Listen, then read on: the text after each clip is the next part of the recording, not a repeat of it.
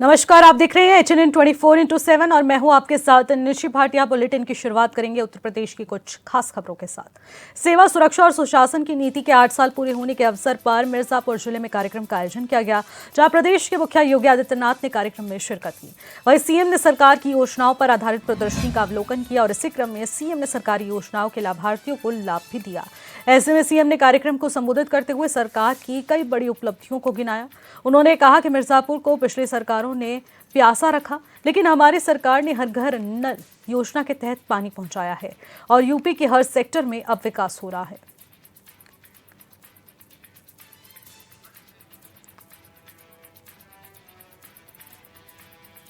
अर्थव्यवस्था की रीढ़ होती है। इंफ्रास्ट्रक्चर जितना मजबूत होगा, कनेक्टिविटी जितनी बेहतर होगी, विकास और अर्थव्यवस्था के लिए आगे बढ़ने की उतनी अच्छी संभावना होगी। बहनों और भाइयों, आज उत्तर प्रदेश अपनी अर्थव्यवस्था को देश की अग्रणी अर्थव्यवस्था के रूप में स्थापित करने में सफल हुआ है। 8 वर्ष के इस जनपदीय महोत्सव के माध्यम से आप देख रहे होंगे, जो एग्जीबिशन लगी हुई है, इसके माध्यम से झलक आप सबको देखने को मिल रही होगी। और आपने देखा होगा, आप अच्छे लोगों को चुन करके भेजे तो मिर्जापुर में मेडिकल कॉलेज भी बन गया, बाण सागर की परियोजना भी आ गई, मां विंध्यवासिनी का कॉरिडोर भी बन गया और अब मां विंध्यवासिनी के नाम पे राज्य विश्वविद्यालय का निर्माण कार्य भी युद्ध स्तर पर आगे बढ़ चुका है। अब आपको भी जो नई पीढ़ी है, स्नातक कर रही है, प्रास्नातक की पढ़ाई कर रही है, उनके लिए जब डिग्री अवार्ड होगी तो बहनों और भाइयों, उसमें मां विंध्यवासिनी का आशीर्वाद भी साथ में होगा। देश और दुनिया में, जीवन में जब कभी भी आप आगे जाएंगे, आपके साथ मां विंध्यवासिनी का आशीर्वाद होगा। जगत जननी मां भगवती विंध्यवासिनी का आशीर्वाद आपके साथ में होगा। आज आपने देखा होगा, विंध्यवासिनी धाम विकास के नित नए सोपान को लेकर के आगे बढ़ रहा है। और अभी माननीय अनुप्रिया जी जो बात कह रही थी, जो बात उन्होंने कही यहाँ पे, 1 डिस्ट्रिक्ट 1 प्रोडक्ट के माध्यम से, 1 डिस्ट्रिक्ट 1 प्रोडक्ट के माध्यम से यहाँ के फूल उद्योग को पुनर्जीवित करने के लिए जो जान आई है, यहाँ पे कॉमन फैसिलिटेशन सेंटर की स्थापना के लिए हर जनपद में कॉमन फैसिलिटेशन सेंटर हम लोग स्थापित कर रहे हैं। अब लखनऊ के लोक भवन सभागार में नियुक्ति पत्र वितरण कार्यक्रम का आयोजन किया गया, जहां पर कार्यक्रम में यूपी पीएससी और यूपी SSSC के नवचयनित अभ्यर्थियों को सीएम योगी आदित्यनाथ ने नियुक्ति पत्र वितरित किए। साथ ही सीएम ने सभी को उनके उज्जवल भविष्य की शुभकामनाएं भी दी। मैं सबसे पहले इन सभी कार्यों के लिए उत्तर प्रदेश लोक सेवा आयोग और उत्तर प्रदेश अधीनस्थ सेवा चयन आयोग को इन सभी नियुक्ति की प्रक्रिया को ईमानदारी के साथ शासन की मंशा के अनुरूप संपन्न करने के लिए हृदय से धन्यवाद देता हूं और आप सबको बधाई देता हूं।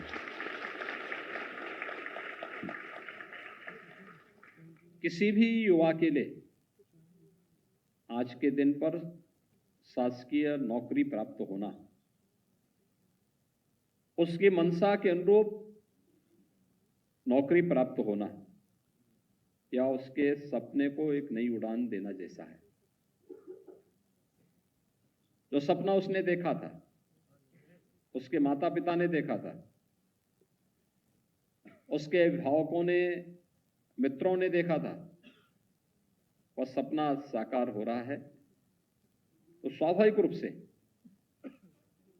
आपके जीवन की आगे की यात्रा उतनी ही सुगमता पूर्वक आगे बढ़ने में यह मदद कर सकती है।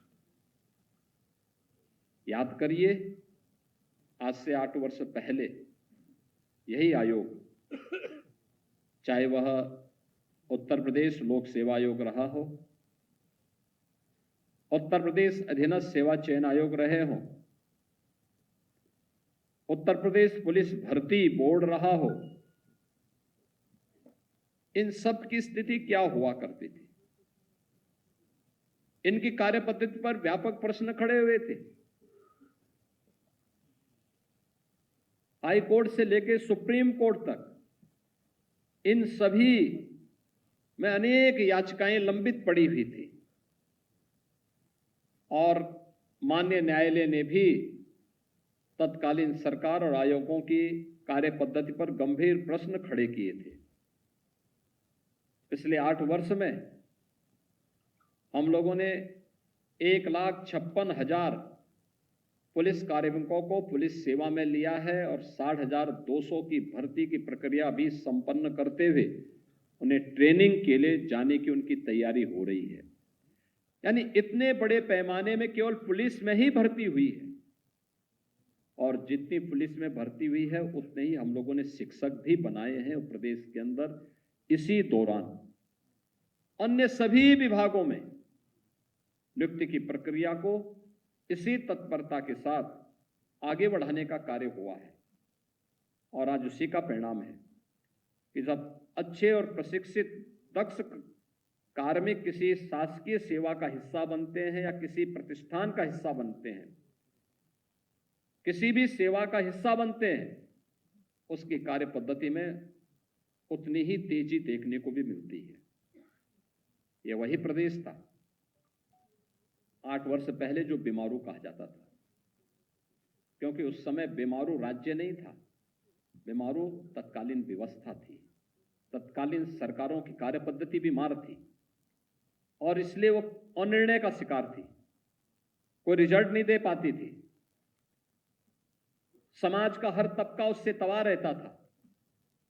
आज सरकार की कार्य पद्धति जिस तत्परता के साथ निर्णय लेने की है, जितनी शुचितापूर्ण, पारदर्शितापूर्ण और ईमानदारी पूर्वक उसे लागू करने की है, उसके परिणाम भी उतनी ही ईमानदारी से, उतनी ही तत्परता के साथ, उतनी शुचितापूर्ण और पारदर्शी तरीके से उसके परिणाम भी हम सबको देखने को मिलते हैं। और यही परिणाम आज नए भारत के इस नए उत्तर प्रदेश का निर्माण कर रही है। इन नए भारत का नया उत्तर प्रदेश जो आज स्वयं बीमार नहीं है और देश के विकास में भी बैरियर नहीं बना है, बल्कि भारत की इकोनॉमी को, भारत की अर्थव्यवस्था को एक ग्रोथ इंजन के रूप में सपोर्ट करने को अपने आप को तैयार कर रही है। और यही तो प्रधानमंत्री मोदी जी की मंशा थी कि उत्तर प्रदेश देश की आबादी का सबसे बड़ा राज्य है। उत्तर प्रदेश देश के विकास में एक सहायक के रूप में खड़ा हो। और मुझे बताते हुए प्रसन्नता है कि हर एक क्षेत्र में उत्तर प्रदेश ने इन 8 वर्षों में जो सफलता प्राप्त की है, उन अच्छे कर्मचारियों की नियुक्ति, जो कर्मचारी पहले, जो अधिकारी और कर्मचारी पहले से थे, उनकी कैपेसिटी बिल्डिंग के माध्यम से उन्हें आगे बढ़ा करके, प्रोत्साहन दे करके आज जो परिणाम हमारे सामने है, आज हर एक क्षेत्र में उत्तर प्रदेश आगे बढ़ता हुआ दिखता है। खबरों में आगे बढ़ेंगे। उत्तर प्रदेश सरकार के 8 साल पूरे होने पर प्रदेश भर में जश्न का माहौल है। ऐसे में मुजफ्फरनगर जिले के पुरकासी ब्लॉक में सुरक्षा और सुशासन के 8 साल पूरे होने पर कार्यक्रम आयोजित किया गया, जहां यूपी सरकार में कैबिनेट मंत्री अनिल कुमार ने कार्यक्रम में शिरकत की। वहीं केंद्र और राज्य सरकार की जमकर तारीफ भी की गई।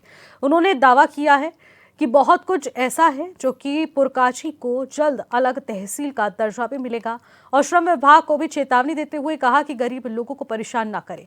साथ ही उन्होंने दलित समाज के मुकदमे को लेकर कहा कि जल्द मुकदमे खारिज कर दिए जाएंगे, जिससे युवाओं को बड़ी राहत मिलेगी। बता दें कि 2 अप्रैल 2018 को आरक्षण बचाओ को लेकर दलित समाज की ओर से प्रदर्शन किया गया था।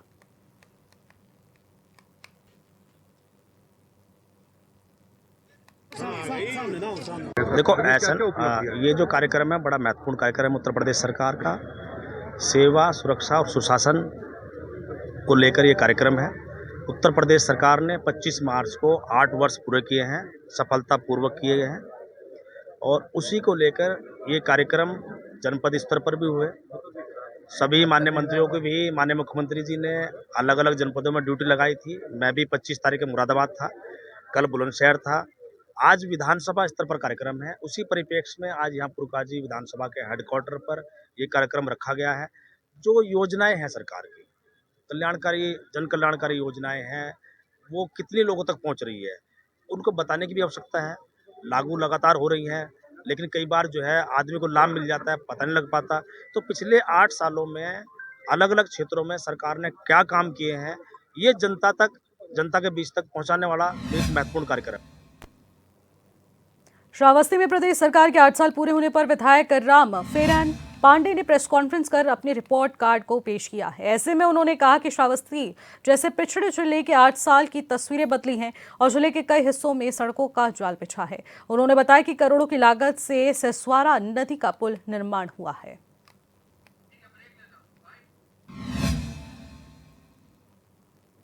फिलहाल वक्त हो चुका है एक छोटे से ब्रेक का। ब्रेक के बाद जो लौटेंगे आप देखते रहिए एचएनएन 24/7। ब्रेक के बाद एक बार फिर से आपका स्वागत करते हैं और उत्तर प्रदेश की खबरों का रुख करेंगे। प्रदेश सरकार के 8 साल पूरे होने पर अमेठी में उत्सव मेले का आयोजन किया गया, जहां पर राज्य मंत्री मयंकेश्वर शरण सिंह ने मेले का शुभारंभ किया। वहीं राज्य मंत्री ने जन कल्याणकारी योजनाओं में संबंधित विभागों के स्टॉल्स का अवलोकन किया। ऐसे में महाकुंभ 2025 पर आधारित लघु फिल्म का भी प्रदर्शन किया गया और ऐसे में राज्य मंत्री ने विभिन्न योजनाओं के लाभकारियों और साथ ही साथ छात्राओं को मोबाइल, प्रशस्ति पत्र और चेक वितरित किए और उन्होंने कहा कि महिलाओं के सम्मान में अनेक कल्याणकारी योजनाएं संचालित की जा रही हैं। साथ ही सपा पर हमला बोलते हुए कहा कि सपा के लोग सिर्फ मुसलमानों को खुश करने के लिए पूरी तरीके से अनियंत्रित बयान देते हैं और आने वाले चुनाव में जनता फिर सपा को करारा जवाब देगी।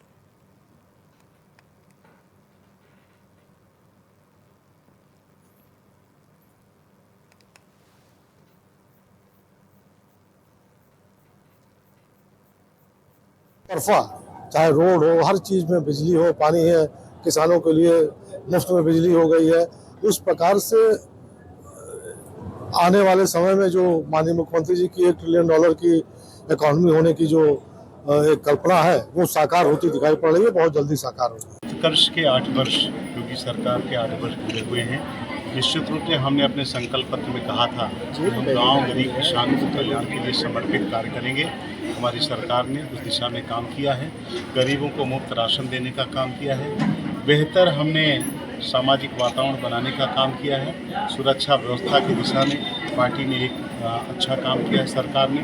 और निश्चित रूप से मैं कह सकता हूं कि आज वो चाहे लोगों की इलाज हो, चाहे पढ़ाई हो, चाहे दवाई हो, इस सारे विषयों पे हमने एक अच्छा कार्य किया है। आज योगी सरकार के 8 वर्ष पूरे होने पर पूरे उत्तर प्रदेश के सभी जिला केंद्रों पर, तहसील केंद्रों पर कार्यक्रमों के आयोजन हो रहे हैं। साथ साथ अन्य कार्यक्रम भी जो गांव के अंदर घर घर संपर्क करके लोगों को इसकी जानकारी भी दी जाएगी, किस प्रकार का कार्यक्रम है।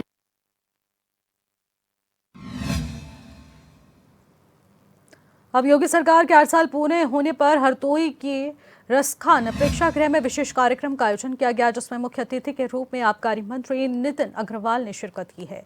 इस दौरान उन्होंने कहा कि आज हम सब यहां उत्तर प्रदेश सरकार के सफल 8 वर्ष पूरे होने पर इस अवसर पर एकत्रित हुए हैं। बीते 8 सालों में हमारी सरकार ने प्रदेश के विकास के लिए अनेक योजनाएं लागू की हैं।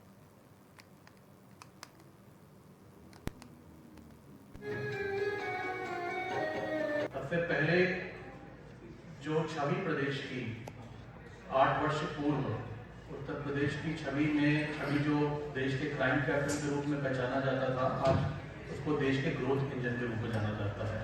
एक परसेप्शन पूरे देश में बदला प्रदेश के लिए और मैं समझता हूँ कि इसमें एक बहुत बड़ी उपलब्धि इसलिए हुई है कि आज प्रदेश में कानून का राज स्थापित हुआ है। लॉ एंड ऑर्डर प्रदेश में पिछले 8 वर्षों में मुख्यमंत्री जी के प्रयासों से, उनकी सरकार के नेतृत्व में आज प्रदेश में लोगों को सुरक्षा का माहौल बना और सुरक्षित महसूस हुआ और यही कारण था कि प्रदेश में औद्योगिकरण तेजी से बढ़ा, क्योंकि हमारी प्राथमिकता है कि हम प्रदेश के गरीब, युवा, अन्नदाता किसान और नारी शक्ति, हम इन 4 जो हमारे सेगमेंट्स हैं हमारे सोसाइटी के, हम इन चारों सेगमेंट्स को समृद्ध करना, उनको विकास की धारा से जोड़ने के मूल मंत्र पे काम कर रहे थे।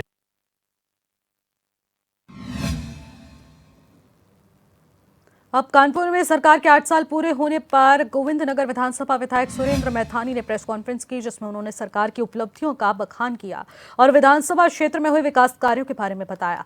उन्होंने कहा कि विधानसभा क्षेत्र में पार्कों का सौंदर्यीकरण और पार्कों का डेवलपमेंट किया गया है। सीवर, पेयजल, बिजली, स्वास्थ्य, शिक्षा के क्षेत्र में कई सारे विकास कार्य किए गए हैं। पेयजल की समस्या को दूर करने के लिए 400 से ज्यादा पूरी तरीके से यहाँ पर सर्विसिबल लगाकर लोगों को घर घर तक पानी पहुंचाया गया है। यह अभियान के तहत अब युद्ध स्तर पर काम किया गया।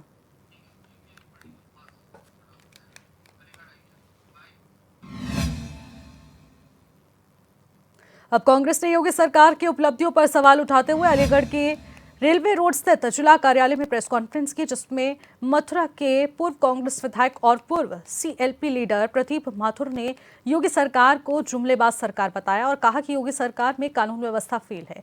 ऐसा कोई दिन नहीं जाता जिस दिन कोई बड़ी घटना ना हो।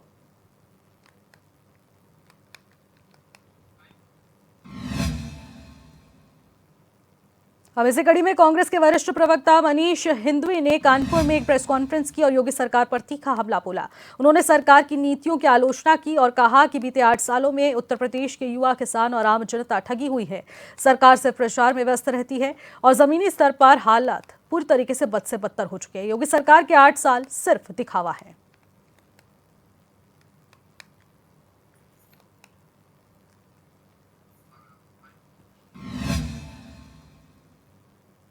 अगली खबर आगरा से है। यहां पर सपा नेता रामगोपाल यादव राज्यसभा सांसद रामजीलाल सुमन के आवास पहुंचकर परिजनों से मुलाकात करते हुए नजर आए। ये घटना पूरी तरीके से गलत थी, इसको लेकर उन्होंने जानकारी ली है। वहीं मीडिया से बातचीत करते हुए सपा नेता रामगोपाल यादव ने कहा कि घटना सुनियोजित तरीके से हुई है।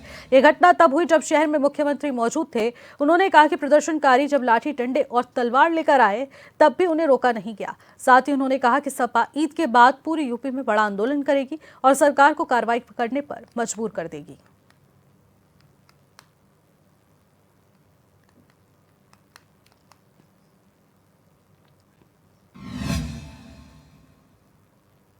अलीगढ़ में जिलाधिकारी संजीव रंजन ब्लॉक धनीरपुर गांव को छोड़ पहुंचे, जहां पहुंचकर उन्होंने गेहूं की खरीद के लिए मोबाइल गेहूं क्रय केंद्र का निरीक्षण किया और साथ ही वहां पर व्यवस्थाओं का भी जायजा लिया। इस दौरान जिलाधिकारी ने विधि विधान से पूजा अर्चना कर अब पूरी तरीके से गेहूं खरीदी और साथ ही साथ शुभारंभ भी किया। इस मौके पर मौजूद अधिकारियों को किसानों के समय पर भुगतान सुनिश्चित करने और तोल प्रक्रिया को पारदर्शी तरीके से रखने और केंद्र पर सभी सुविधाएं उपलब्ध कराने के निर्देश दिए गए।